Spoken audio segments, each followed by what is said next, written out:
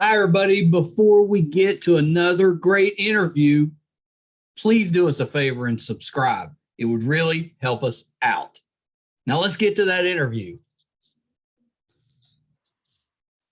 Hi, everybody. Welcome to another edition of Too Opinionated. I am so excited. Today, I've got actor, comedian, impressionist, voice artist, Jim Meskimen with me. So welcome, Jim.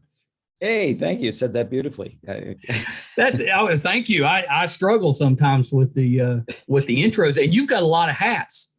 I do. I wear a lot of hats. I have a lot of interests, and not any one of them takes up all my time. So I managed to kind of straddle a lot of different careers, and it's my curse, but it's also my life, my pleasure. Well, so my understanding is that you also paint. Yeah, I'm a trained painter, and I taught myself as a kid to be an illustrator, cartoonist. I used to read Mad Magazine, and I enjoyed watching the cartoons of Mort Drucker, particularly, and also Al Hirschfeld, who drew for the New York Times theater section. And there was just a wonderful elegance about their line. Anyway, for the rest of my life, after seeing those guys, I've been continuing to try to draw as good as they do. And then I actually learned I got involved with the classical education and painting from a Spanish master that I met in the university in Santa Cruz. And I actually went to Spain a couple of times for almost a year and a half, I think, all told. And I studied with him in California again. And I did learn a lot about painting. It is a lifetime thing. Yeah. And I decided that after about 3 years of intensive study, I decided that I love painting, but I felt more secure and more interested in having a more social kind of a career. So that's why I became an actor, because you have to do that with groups of people. And painting, you can pretty much do a lot of it all by yourself, all alone. What's your medium with painting? Well, I can do all kinds of things. I mean, I like to experiment. I'm trained in oil paints. I'm trained in watercolors and acrylics. You know, if I have to. I'm not a big fan. I paint digitally a lot these days. And I have been doing that for a while. I like that a lot too. So, you know, I can express myself in a lot of different forms. I can sculpt a little bit, and I did some printmaking, but you know, it's all part of the same thing. You're trying to express things, and I like to express moods and aesthetic and characters and stuff like that. So I wound up doing it a lot of different ways, mostly these days with video and audio. Yeah, I think you're so creative, and I think you've got such a unique and interesting background. You know, talk a little bit about that. You know, what got you started in the entertainment business? You know, why did you want to become an actor? You know, how'd that go? Well, my mom, as you probably know, is a TV icon, Marion Ross, who played Might have heard of her. Yeah, Mrs. Cunningham on Happy Days. Well, I mean, generations now, I don't know if they Generation Z, I don't know if they even know much about Happy Days, but boy, back in the 70s and 80s, it was coin of the realm. It was a big deal. And I learned a lot from her, just seeing how she operated as a working actress and how she supported her family as a single mom, and still kept very true to her craft. And also, you know, she taught me quite a bit about public relations, actually, and promotion and things, and how to actually keep a career building and growing. It's not just about being a great actor or great actress. You have to market yourself. So I learned a lot about that from her, but I didn't really make the commitment because I thought I did think I was going to be a cartoonist or some sort of visual artist. Yeah. But by the time I really got trained in it, I had already got my feet wet with plays and stuff in college, high school and college. And I liked the feeling of being in front of an audience. I think most actors will tell you that that's the stuff, you know, you get that, particularly with comedy, when you can hear people laugh and when you're affecting people's lives and making them more joyous in whatever way that you can. You know, when I kind of got the bug, and that was when I decided that, well, maybe I can make a living as a cartoonist and that'll pay the bills while I'm developing my acting career. And that was the strategy. And that actually is what happened. So I supported myself in New York City as an illustrator, and I designed characters for the original Thundercats show. Oh, that's amazing. Yeah, that was my most high profile job. I did that for about a year. I worked for Rankin Bass in their offices there, and that was wild. I was probably really underqualified, but I happened to be the guy that got the job. And from there, I began to audition and work on my voiceover career. And I also thought, I've been fooling around with voices and accents and impressions all my life. I think maybe I have a little bit of an edge over, a good percentage of the talent in New York City. And I did. And I started to, after a couple of years of auditioning, mind you, I did start to score and get known. And then it just built and built. And I actually made a very good living in New York, as you could do back in those days, doing radio commercials and TV voiceovers and stuff. Maybe a little tougher today, but I did really well. And then from there, I kept doing improv, kept doing improv theater, live theater, and all kinds of fun things. And then slowly worked my way into television and film. And that's what I mainly do now. But I do things like Colonel Sanders' voice for the KFC brand. So if you've heard me on the radio or on a television, it's probably something like this. And that's modeled, of course, of the original Colonel Sanders, who I remember hearing pretty often back when I was a kid. You sound a lot like him. That's exactly the voice that I remember growing up. Yeah, me too. I mean, when I heard the audition was coming up, I was like, oh man, I'm so ready for this, because I cannot not hear this guy in my head. He did all his own advertising for so long, and it was just such a great character. Anyway, it's a real pleasure to be able to carry on that legacy. Yeah, I love that, and I love you in the as George Washington in the Geiko commercials. Those crack me up. Hilarious. Thanks. That was a lot of fun. Yeah. The line, what's the line that you say? We all have somewhere to be. Big man with a horn. Big man with a horn. Yeah, because the guy was impatiently honking his horn as going across the Delaware Expressway with all these men. Yeah.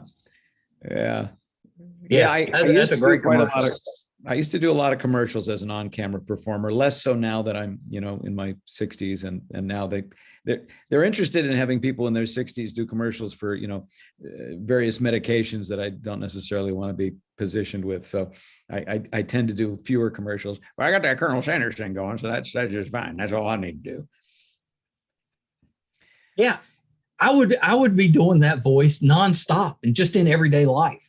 Yeah, it comes in handy. I've gone into KFCs and I've gone to the drive-through and I've said, I'd like one of them chicken sandwiches you got there. I understand those are pretty good.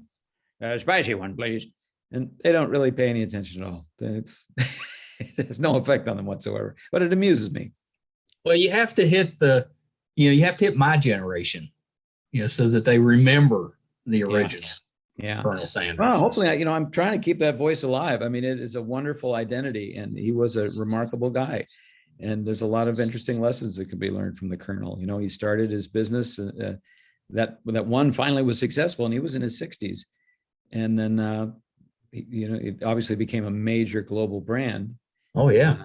That doesn't just happen by accident. No, that's exactly right. So your career, there's so much to unpack. So you were drawing for the Thundercats, creating not just characters, but I think a lot of the equipment, weapons, all that stuff, right? Yeah. Vehicles, weapons, creatures, plants, whatever popped up in the script as being a significant addition to the normal crew, I would have to design. And then it would be refined and animated over in the Pacific Rim, where most of the work was done. I was the only artist in the building, actually, which is unusual.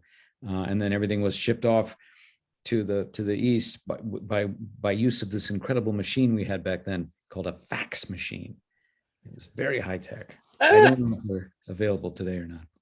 My father, who is very technologically challenged, he'll do that. if he's needing to send something somewhere, he'll call me. He'll be like, I need you to fax something for me. I'm like, what are you talking about? Yeah, It's like, even if I could fax it, nobody has a machine to get it. No. Yeah. Yeah. It's so funny because that, we've been around long enough that technology every couple of years changes now. Yeah. So as soon as you get used to using something, it's gone. Yes. I mean, every time you update your computer, it seems like you're like, whoa, hold on. Where's that thing that I used to have that I depended on completely? It's now it's gone. Now it's gone. So to make my life easier. I wanted to ask you about your improv skills, because I know you did some work with Whose Line Is It Anyway? And do you prefer, as far as acting goes, do you prefer being able to improv, or are you a memorization type of guy? Well, it kind of depends. Obviously certain styles and types of programs and films lend themselves very well to a good script. And a really good script is actually pretty easy to learn. Bad writing is hard to learn because it doesn't flow the way we think or the way we speak. And a lot of television is kind of unnatural and hard to learn. You realize this is not very good writing. Really good writing is a piece of cake. That being said, I really like to improvise, and I'm very comfortable improvising. Yeah. But when there are a lot of specific things, like most shows today, there's names and there's places and things and stuff you have to honor and to move the story along. There's a reason why we write scripts, and so it depends on what kind of story we're telling. If it's a kind of a loose, modern story, like I've worked on Parks and Recreation a bunch of times. Yeah, that series. It was a wonderful series, and they were a lot looser with the lines. And we would do this thing as written, and then sometimes we would do it kind of off the cuff and sort of with a lot of invention attached to it. And a lot of times that's what makes it to air. I did a whole TV series that was partially improvised called Impress Me. Yeah. With Ross Marquand of The Walking Dead, who's also not only a great actor, but a great impressionist. And it was about impressionists and voice actors. And, we had this massive script that we were trying to cover. It was a web series first. It was like 8 episodes. And we had this really big script and not a lot of time to do it. So practically we didn't really have time to learn everything. And it wasn't written so polished. So, it was kind of like beats and a little like Curb Your Enthusiasm. So we wound up improvising quite a lot of the scenes. And I think that gives it a liveliness and a fun kind of flow. And the actors are really listening to one another because they're not thinking about the line. They're like, what is the line? And their attention is outwards. So it has a wonderful verisimilitude, if I may throw a big word around. I think it helps. It helps the audience appreciate the rapport that the actors have with each other, because they're concentrating so hard they almost have to be connected. Yeah, that's right. But a really well-written script is a joy. It's a joy to do. Yes. And I've had the opportunity lately to do some really good ones. This week, actually, April 24th is the start of Gaslit, which is a limited series on Stars that stars a couple of stars, Julia Roberts and Sean Penn. And that's about the Watergate era. Yeah, that's what I was going to ask. It's about the Watergate. Martha Mitchell and her husband, John Mitchell. And very nice. So it's a pretty cool series. I did a couple of episodes of. Good writing, interesting story, and I think it's going to be really fascinating to watch. It starts this Sunday on Stars. Yeah, we're excited to watch it because it's an unbelievable cast. Yeah, big cast. Yeah, should be really good. Do you think part of the issue with some TV shows and the fact that the dialogue is kind of clunky is because they feel like they have to explain things to the audience? My wife and I talk about that. It's like they dumb it down to where you can see what happened, but they feel the need to tell you what happened, even though you're right there. I dare say you're right. I think that is a big part of it. Yeah. Another big part of it is, and perhaps these things overlap, is that there are a lot of layers of opinion in most network shows.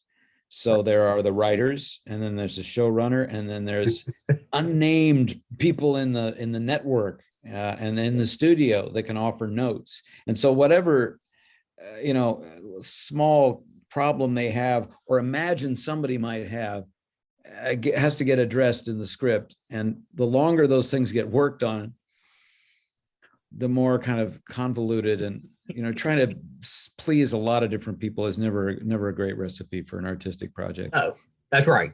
That's right. The more cooks you have, it tends to get messed up. Yeah, which is why I think that we're going through a kind of a golden age of TV writing, at least these days, and television shows, because I think it's just a theory. I have nothing to back this up at all. But it seems to me with all these platforms, you have less of an overarching structure of administrators and producers or network people picking apart each and every little show. I think a lot of these things kind of just get handled by a little bit of a skeleton crew, and before you know it, it's on the air, and it's like, wow, that was a lively, interesting thing, and even in the Happy Days years, where my mom was working, I know that there wasn't quite this grinding of material that there is today in TV shows.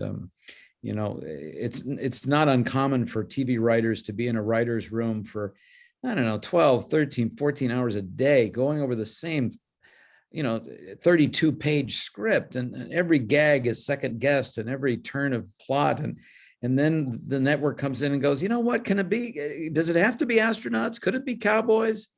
Does it have to be, is he holding a squid? Could it be a watermelon? All these kind of arbitrary things that float in.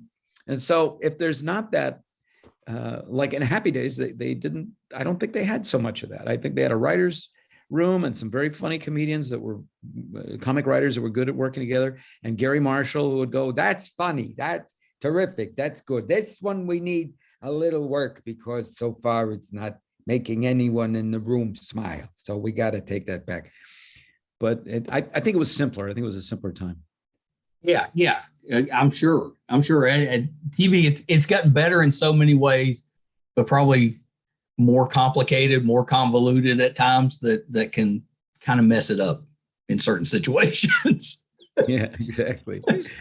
Yeah.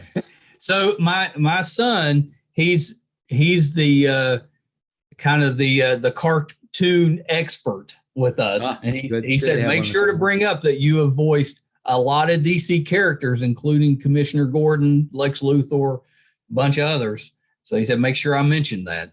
I'm glad he reminded me, because since I forget, sometimes you go in for an afternoon and they say, here's your part. And you're like, oh, that's good. And you read it and then you go, and that's the end of it. You never think about it again. I'm not a big consumer of cartoons anymore, now that I'm a grown up. So I don't really watch these things so much anymore. So I kind of forget. People say, sometimes I find a credit on my IMDb and I'm like, yeah. That me? Are you sure? Do you prefer acting? Do you prefer acting in person, or do you prefer the voice acting, which, both of them similar but different as well?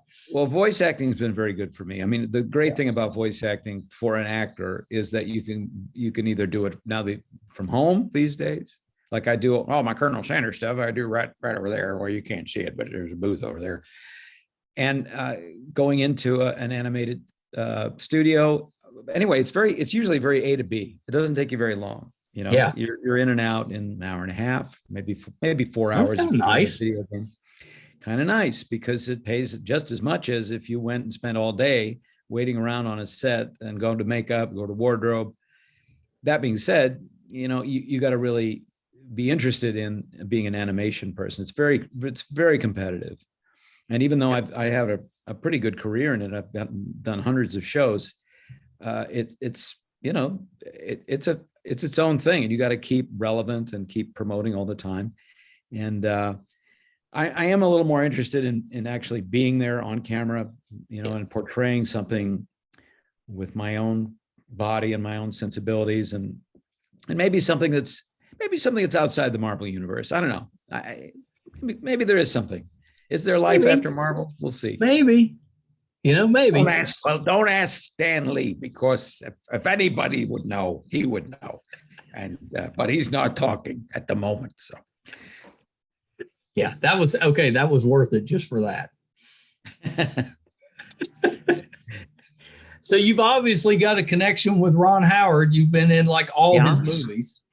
Well, I've been in 5 of them, and he's done a lot more than 5 movies. I'd love to do 5 more, but he's become a major figure and a real major director. He knows a lot. He's turns out fantastic projects. He runs his teams really, really well, and there's a reason why you hear his name at the Academy Awards every now and then. Yeah, when the phone rings and there's like Ron's calling for you, I'm assuming you pick up the phone. Yeah, it's very exciting. Always very exciting. Even to get a text is exciting. Yeah. Yeah, we haven't had too much to do with one another lately, but I always, I think of him as a member of our family, and I know that we've had a lot to do with one another, and his daughter Bryce is just sensational as well. Yeah, she is. I knew his folks, and long ago, when I was about 16, Ron asked my mom if I would go and help him with a 16 millimeter film that he was shooting with his family, and kind of be a gopher, and wrap up cables and set up lights and stuff like that. And my mother, to get me out of the house, said, yes, he'd love to do that. And on the weekends, I would go and with his family, and we're shooting a film, and it was a great experience. Yeah, that's pretty awesome. So I got to ask you too, because you have done voices for John F. Kennedy, Dwight D. Eisenhower, George Bush. Am I right about that? George W. Bush and George Bush Sr. as well, but mostly W, because he's the most verbose. Plus, he talks a lot. Yeah, I've sort of, come to be one of my little niches. I got a bunch of niches, and one of them is presidents. And I've done Richard Nixon quite often for different shows. And of course, these days, the way the dramas, as you were describing, have to do with recent events, the 70s, like the Watergate affair. Often we want to hear those voices again. We want to put them in our narrative. And Kennedy is the same way. There's been quite a few programs and films where I've been called upon to do a John F. Kennedy, both in a rather expressive point of view, as if he was giving a speech, and also in a more intimate way. So I've done that one, and I've done Robert Kennedy, and I've done Teddy Kennedy, and I've done even Truman for George Clooney's Monuments Men. They needed a guy that sounded like Truman. And I was like, I don't even know what Truman sounds like. So I had to look it up, and it actually sounded just like a kind of almost like Colonel Sanders. If Colonel Sanders had a younger, more educated brother, maybe he did. He sounded, as I recall, something like this. It's a little bit of an Indiana accent, I think. Whatever. Yeah, that's pretty amazing. Well, and how about Johnny Carson? And Johnny, I'm glad you brought that up. Yeah, Johnny Carson, whose voice we just can't forget. He's kind of like Colonel Sanders. He's sort of ubiquitous and very memorable. And he had a wonderful kind of a friendly way, and sort of self-deprecating way of expressing himself, which I'm just wild about it. I think it's great. It's wild. I miss Johnny Carson on TV. That was, it was comforting to kind of end your day and your evening watching the Tonight Show. It was corny, good-natured fun, and it's all over YouTube. You can relive it anytime, but it's not the same as knowing that it's going to come on. It's going to address some of the people of the day, and jokes about Toady Fields are not quite as not as relevant these days. Not as relevant. No. That's pretty good. So, I did see that you also have a role coming up on The Hunters. Hunters, yeah, that's that HBO series starring Al Pacino. I have a role. I can't speak about it too much because it's too hush hush. I had to sign, an NDA. NDA, that means no, don't argufy. Yeah, Hunters is going to be good. I think that's coming out this summer sometime, maybe in August. Yeah. And another series I just wrapped work on called the Big Door Prize. And tell me about that. Is that the Schitt's Creek guys? That's right. It's one of the creators, David Reed West, is actually David West Reed. That's his name. I've renamed him. Got his name out of order. David West Reed, one of the creators of Schitt's Creek, and he runs the show. And it's called the Big Door Prize, and it's taken from a book by the same title. And it's from a John Prine lyric of a song, the Big Door Prize. But there is no door prize in the show that I know of, and it's not a game show, so it might be a little confusing. But the Big Door Prize is a fun show about this kind of high-tech fortune-telling machine that drops into a small town, and people start discovering, what their true destiny is supposed to be, right? Which creates a lot of havoc because nobody's doing, what their destiny is purported to be, and they make some severe adjustments. And so Chris O'Dowd, if you know Chris O'Dowd, he's a wonderful Irish actor from Bridesmaids, a lot of other things. He's the star, and really enjoyed working with him. Can't say too much else about it. I'm not allowed to yet, but when does it come out? When does it come out? Oh, the rumor is October on Apple. Okay. Apple Yeah. Apple's most of the things they're putting out are really good. Yeah. I think they choose very carefully, and this is a good project. It's fun, and I've been having a ball. Yeah, that's true. We had back to Hunters. We had Saul Rubinek came on the show a couple weeks ago, and he was very excited about the second season. He said it's going to be a good one. Yeah, it's it's going to be pretty wild. Oh yeah. I wish I could talk about it because it is really crazy. But I think people really like it a lot. If you like a nice Nazi hunting show, I recommend Hunters.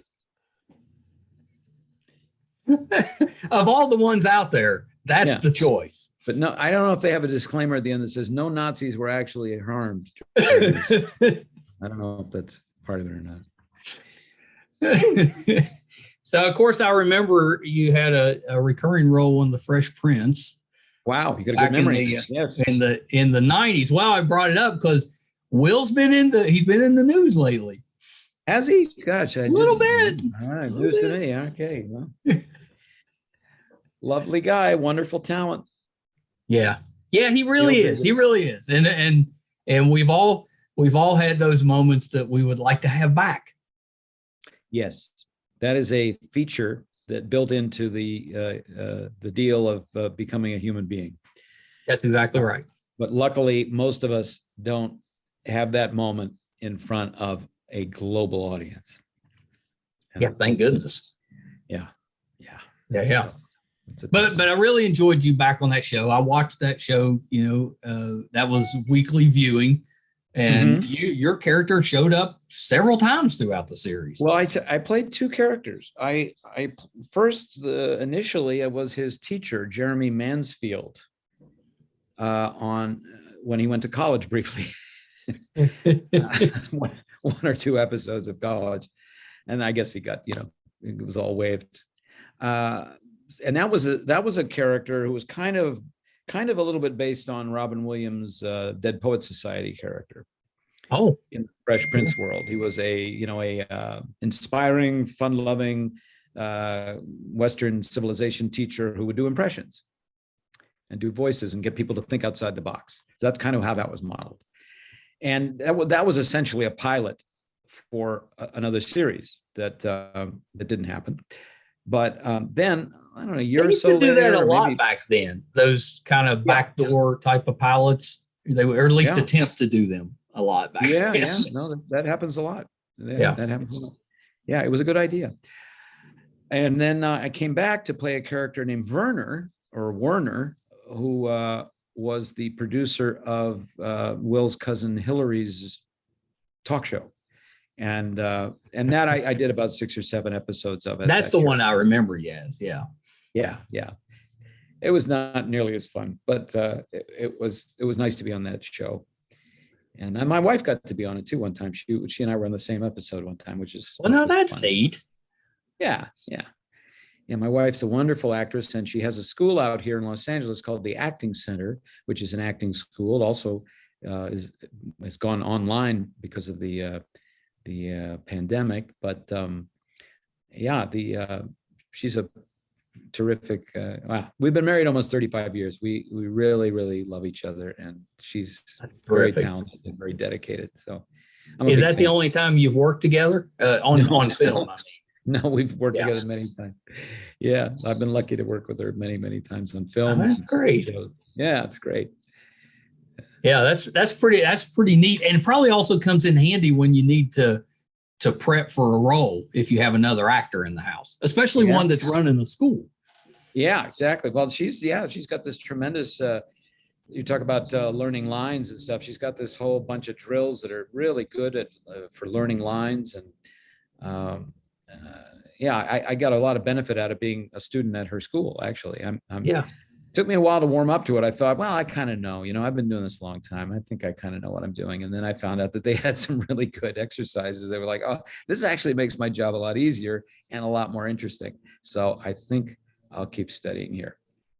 And now my daughter studies there and teaches improv to kids, and she's an actress herself. And so when we need help, like today, actually, my wife said, oh my God, I got an audition, and we always have to tape them at home. So I'm like, oh, well, I've got this interview and then I've got this thing, but I was able to help her a little bit. And then she went to the school to tape it. And so we like circle the wagons. We help one another. I think my daughter's got an audition we got to handle before the weekend. So they help me. I help them. It's exciting. And then if somebody scores and actually gets a job, it's like, the team gets to celebrate. Yeah, that's pretty great.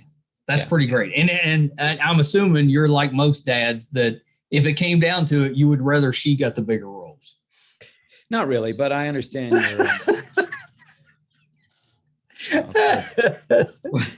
whatever it takes. How many kids have you got? So I've got 4 kids and now 4 grandkids. No kidding. Well, good. Yeah. Man, that's great. That's exciting. I tell you what, being a grandparent, way better than being a parent. So much easier. The hours are better, right? So much better. That's actually what I was doing today. So Wednesday's my day with the grandkids. So I've got the whole crew during the day on Wednesdays, which is the best, but just exhausting. Yeah. Well, you're lucky I'm still awake for this. I just they're running around out there. What? No. They're all back to their respective parents, right? Okay. Everything's good. Well, that's great, man. What a joy. I look forward to that. I hope that happens. I would love to have some great. Oh yeah, it's true. So I'm a pawpaw, but they usually call me Pop until they can actually say pawpaw. They're all, the oldest one's not quite 3 yet, so they're all still pretty young. Yeah, working on their diction. That's right. Slowly. They actually move pretty fast. Do you have you picked your preferred name? If you get, if you're a grandparent, do you have something that you would like to be called? Usually you don't have a choice. It's whatever they decide to call you. But. Yeah, boy, I haven't thought about that at all. I didn't know you got a chance to choose. Do I have to register? If you want to be called something, you better be getting it out there before they choose for you. Okay. I'm gonna have to come up with a good one. Yeah. Maybe his lordship.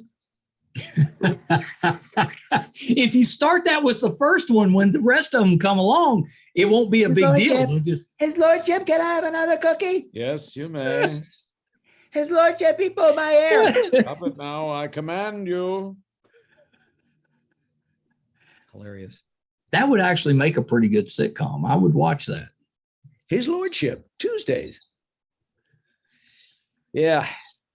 Well, family is so valuable, and we only have one daughter, but she's just fantastic, and I do a lot of things with her. We do all our social media together, and YouTube videos, and feed Instagram, and now TikTok, and you need the younger ones to help you with the TikTok. Oh yeah, I mean, and even she needs a younger one now, because she's 31, and sometimes these new platforms come along, and we're like, oh, you don't know how to run this? well, we better Google this or find a 7-year-old because this is over both of our heads. I told you my dad's technologically challenged, so he calls me anytime he needs help with anything, thinking that I know what I'm doing. So what I usually have to do is call one of my kids and have them, come help granddad. He needs help because I don't know how to do any of it. It's wonderful. I don't think past generations had so much of that. We didn't have any of it. We didn't even have cell phones to walk around in. If you were out wanting to call somebody, you better go find a payphone somewhere. That's right, a payphone. And you had to have some dimes. Yeah. Yeah. They don't know the struggle of trying to talk to somebody long distance and having the operator tell you that you need to put in more money. They don't know. Please insert $1.44 for the next 10 minutes. $1.44? Please insert. I'm getting it. $1.44. I know. Everybody just had pockets full of change. That's why. I know. Telephone. You fell into the canal. It was all over. Right to the bottom. So we loved you on Brooklyn Nine-Nine. You showed up on there. Yeah, we enjoyed. That was one we watched. We enjoyed that one. Yeah. That was the season finale, the last 2 episodes. Yeah, that was fun to dip into that weird universe. I confess I could not understand what all the inside jokes meant because I hadn't been a religious watcher of the show. I felt like I was at a party for other people, and I didn't quite get everything. Yeah. But I knew what my funny part was, so that's all that mattered. Yeah, well, that's all you need. Now you can go back at some point and actually you'll be like, oh. Yeah, I will. That's the first thing. That is funny. If I'm ever incarcerated for a long period of time, that is what I will do. Yeah, there you go. You got to watch it. Are you still doing the comedian thing? Are you doing any stand-up, anything like that? Well, that's not actually my career. I know I probably on my bio it says comedian, but I'm not a stand-up. I respect the art form very much and the men that do it, but it's not my deal. It's a whole nother thing. I've been in front of audiences very often, but I usually do it in a theatrical kind of venue where there aren't waiters and hecklers. I like to be in a more controlled environment, and I do my one-man show. I do Jimpressions, which is an evening or an afternoon of a lot of celebrity voices and my take on them and little funny things I've invented to feature them.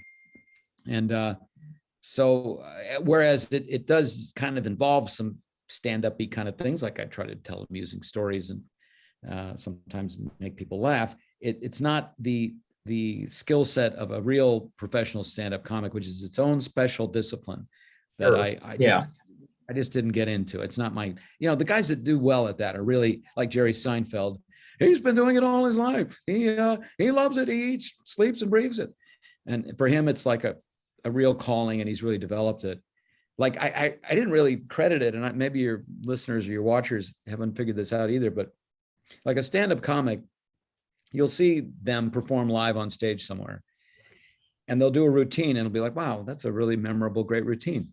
Then you'll see them 5 years later, and they do that same routine every beat, and it's still funny. They've honed it. Maybe they've improved it a little bit. Maybe they've added a few things, but they've been basically building an edifice of comedy over all these years, and they keep the stuff that works and they jettison the stuff that doesn't until it becomes just as lean and as perfect a product as it can be. And the really good ones, that's what they do. But it shocked me when I went to see a guy. I was like, well, I saw this guy like 5 years ago. Like, he did this same routine. And then I was like, he must have been doing this every weekend or every 3 days for 5 years. It just was staggering to me. Yeah, I definitely have seen comedians, years apart. We'll go to live shows, and it's basically the same routine that you saw the first time, and still funny. It's still funny, yeah. Or if it's a person that wasn't funny in the first place, 5 years later, he still doesn't joke to you. But they're doing it. They're hammering away. So that's a rough life. With the traveling, the late nights, the bars, the comedy clubs, the bad food. I just, it was not my path. So I stay healthy, I think, on that path. I'm sorry, I missed it. Was it? I said hard to stay healthy, I think, on that. Hard to stay healthy. On that, because your sleep's messed up, you're eating crappy, just stressful. Be tough. The heroin. I mean, the heroin. It's not always fresh. Yeah. No. Comes You don't know. You don't know where you're going to be. So you don't know where that's come from. You don't know where it's going. Yeah. There's no. I don't think on those little bags that the drug addicts have, it has an expiration date on the heroin. Usually, it's not an issue. It's like, no, it's going to be gone in 4 minutes anyway. That's right. I joke, but I mean, I joke. The drug problem is a huge problem. I actually did a short film about the opioid crisis that I wrote that won a lot of awards at festivals called Son to Son. Yeah. About a father and son that are confronting an aspect of the opioid crisis. And it was, I was very fortunate to get a director, Taron Lexton, and his production company to make it. And it's on my YouTube channel if you want to see it. It's a very heartbreaking, and I kind of have to joke about it because at some point, because it's so heartbreaking and so devastating, and it's affected people. Every family has had casualties from the drug crisis, and it really stems from not knowing, a lack of education about drugs. I think once people are really well armed with actual true data, for instance, in the case of the opioids, if the doctors had mentioned, oh, by the way, this is hopelessly addicting, what I'm going to give you. If they just mentioned that, but they were told by the drug companies, apparently, don't worry about it. Not going to be addicting at all. It'll be fine. Be fine. Just relieves pain. Well, in West Virginia, we have really struggled with that. I know that's been a real epidemic for years here. So yeah, completely get that. It's heartbreaking. Yeah, Kentucky, Pennsylvania, Ohio, all these important places full of good people. And we show in my film, in Son to Son, we show how a guy who, he's not a drug addict. He owns a party store. He's just a mom and pop kind of guy. And what has happened to a lot of Americans is they went in they had to get knee surgery or back surgery or something. They had an injury or they had arthritis or something, and they got hooked on this freaking drug. And then heroin usage spiked because after the opioids run out, or you're not allowed to get any more, or they're too dangerous to take, heroin is very plentiful and cheap. And so heroin usage in this country, and I'm sure in West Virginia too, has just gone through the roof, which is like, these are not crazy drug addict maniacs. These are like the people that run the bodegas and the just normal people, pop stores. Yeah, it's heartbreaking and hard to watch, and it's encouraging that we're starting to address some of that. That we're starting to hold some of those drug companies accountable, and we're starting to get more and more help to people that need it. On the downside, I will say that if you ever have an issue now, like if you're in pain, you've broke something, you've had surgery, something, you can't get anything from a doctor. So Tylenol better take care of it, because you're not getting the good stuff anymore. Yeah. I mean, it'd be nice if they would come up with something that's not addicting that you could use short term that might help some people out. But it's a trade-off. We're all going to have to toughen up. We're all going to have to toughen up. Exactly. So last thing I wanted to ask you about, Jim, before we wrap up, was you did a stint on America's Got Talent about a decade ago, and I remember those because you were doing impersonations. It is almost a decade ago. I know. Yeah, feels like last month. Yeah. Oh my God, 2013. Yeah. Wow, that's almost a decade ago. Yeah. Well, what would you like to know about that experience? Well, I'm just curious about it because it's such an interesting show. Still is. And it's different than a lot of shows because everybody on it's not like it's a bunch of impressionists competing against each other. You're competing against people doing all kinds of stuff. And I'm just curious about that part of it. When you're in that and you're competing against a contortionist or whatever else they're doing, what's running through your head, and how does that feel if if you get beat by somebody that's not doing anything similar to what you're doing? Well, you know, in my case, I didn't have any designs on winning. I didn't really have, that was not my goal. I honestly didn't, because, and not, it's not a disparagement of my talents or anything like that, but it's just like, no, we thought you were terrific on there. Oh, well, thank you. I wanted the experience of performing on TV and also at Radio City Music Hall in front of 6,000 people. Yeah. I've never performed for such a big crowd before.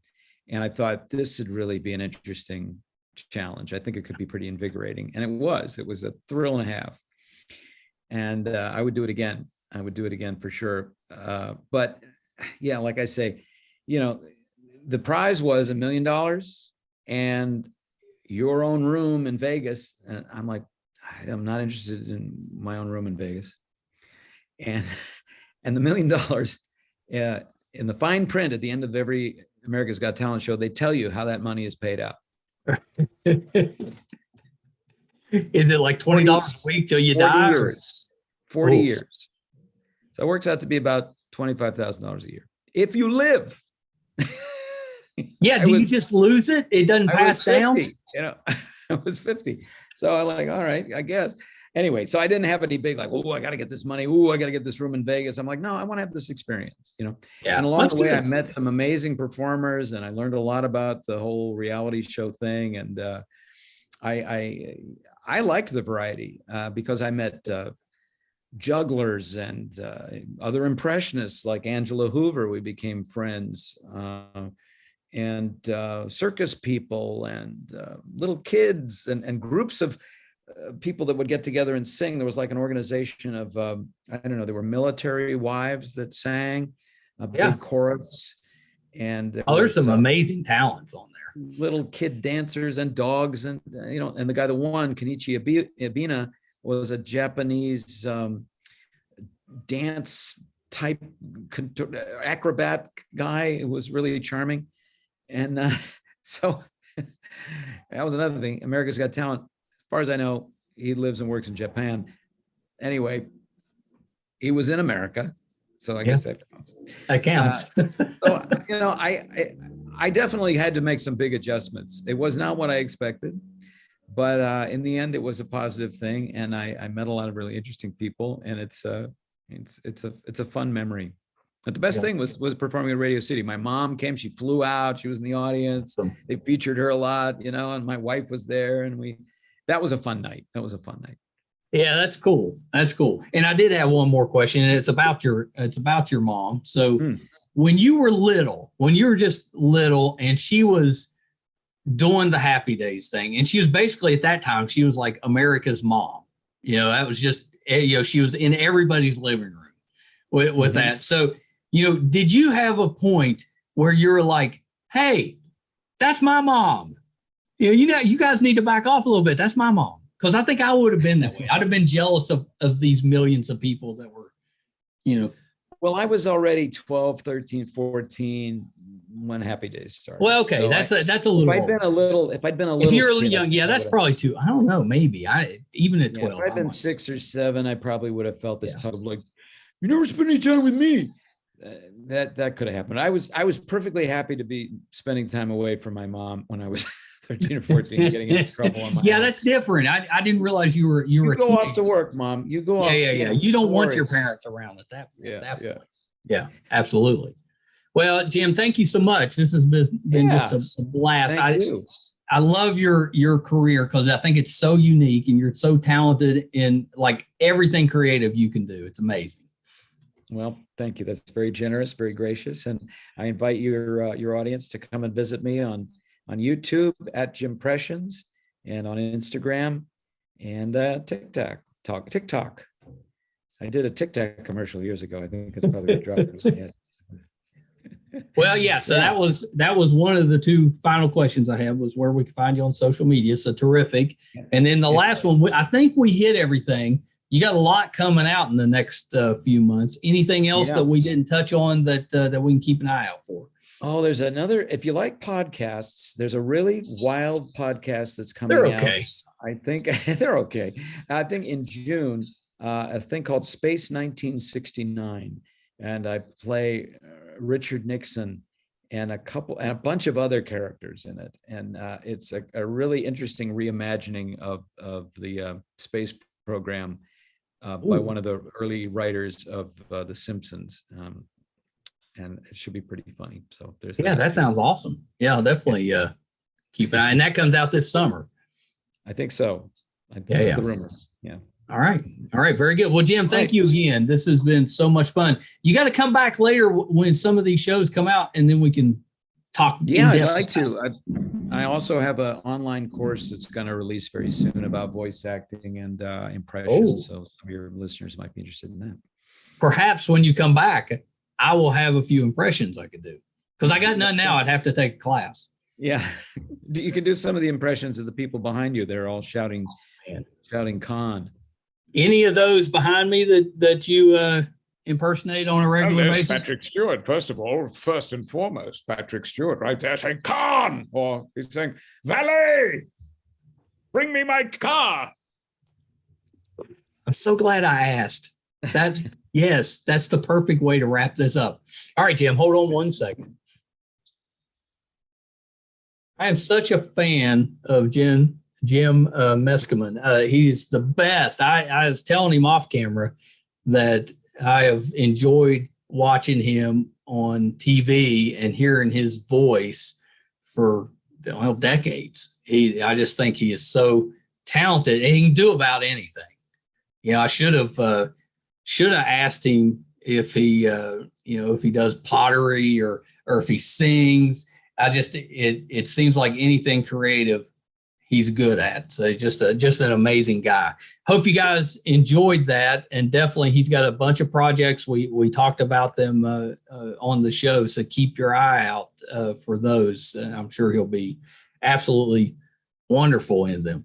Thank you guys so much. If you haven't done so yet, we could use the help on our YouTube channel, MeisterCon Pod. Please subscribe. That would help us so much. You can find all 400 episodes, audio and video, on our website, meistercon.com. If we're doing anything in studio, if we're going on location, if we're covering a convention, it'll be on the website, meistercon.com. Thank you guys so much. Until next time, bye, everybody.